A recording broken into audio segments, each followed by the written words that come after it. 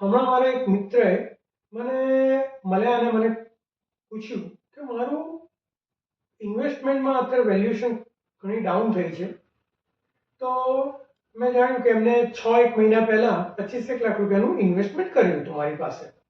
હવે એની વેલ્યુએશન એમના કહેવા પ્રમાણે 2 થી 2.5 લાખ રૂપિયા ઓછી થઈ ગઈ છે. તો મેં એમની સાથે વાતચીત કરી અને મેં પૂછ્યું કે તમે જ્યારે ઇન્વેસ્ટમેન્ટ કર્યું તો તમારું હોરાઇઝન ઇન્વેસ્ટમેન્ટનું કેટલું હતું? એટલે એમને જવાબ આપ્યો કે ધર્મેશભાઈ, મારી પાસે હોરાઇઝન 5 થી 7 વર્ષ માટે મારા પૈસાની જરૂર જ નથી. પણ હવે વેલ્યુએશન ડાઉન થઈ છે તો મને થોડી ચિંતા થઈ છે કે મારા વેચી મારવા અને ફરી પાછું નવું કંઈક ઇન્વેસ્ટમેન્ટ કરવું કે શું કરવું જોઈએ.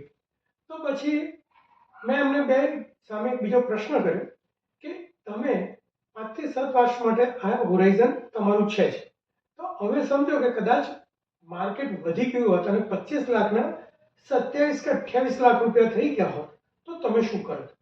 તો કે ના, મારે એમાં તો કશું કરવાનું જ નથી, ખાલી જોવાનું જ છે વેલ્યુએશન, એમાં હું કશું કરવાનું જ નહોતું.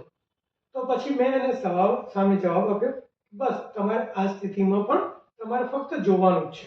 આપણે સારું અને સચોટ મ્યુચ્યુઅલ ફંડ લીધું હોય તો પછી એની અંદર કોઈ અત્યારે 6 મહિનાની અંદર કોઈ વેલ્યુએશન જોવાની જરૂર નથી. Keep your investment for a long term. 100% right choice of investment તમે કરી હશે તો ક્યારેય તમને નુકસાન નહીં થાય.